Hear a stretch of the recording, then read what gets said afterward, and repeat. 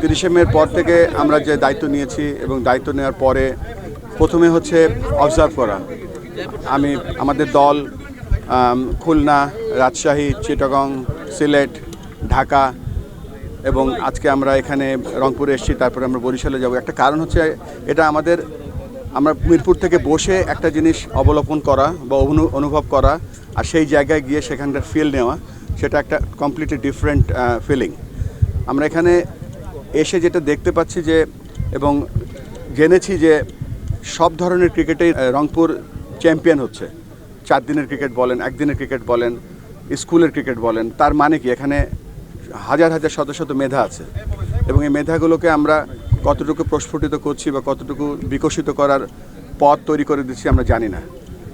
তার একটা উদাহরণ দেখলাম আজকে যেই মাঠে এসেছি। এই মাঠে আমি নিজেও একসময় ফার্স্ট ক্লাস ক্রিকেট খেলে গিয়েছি। ক্রিকেটটা শুধু ঢাকা কেন্দ্রিক না, বাংলাদেশের সব জায়গায় আমরা ছড়িয়ে দেওয়ার চেষ্টা করব ইনশাআল্লাহ।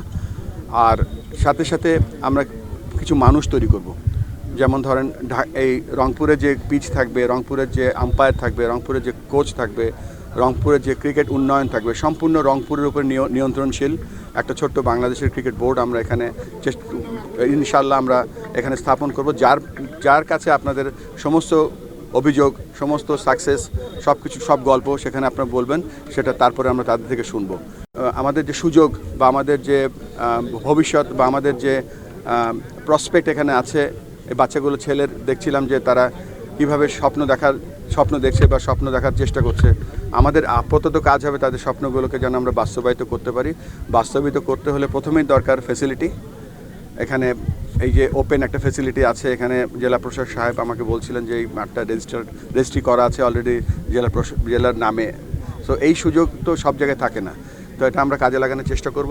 নাসির, শুভ, নাইম এখান থেকে খেলেছে, সুমনরা যেখান থেকে খেলছে, এরা তো ধরেন এমনি খেলেনি, এদের তো প্রতিভা ছিল বলে তারা খেলেছে।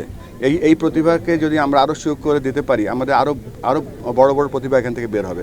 তবে এটা ঠিক যে একটা ইনফ্রাস্ট্রাকচার করতে হয়তো সময় লাগবে এবং এটা আমাদের হাই প্রায়োরিটি এবং ইনশাআল্লাহ আমরা চেষ্টা করব যে এটা যত তাড়াতাড়ি সম্ভব এখানে আমরা এমন একটা ফেসিলিটি করার চেষ্টা করব সেটা যেন ক্রিকেটের শুধু না, ক্রিকেটের যে সংস্কৃতি সেটা গড়ে উঠতে পারে।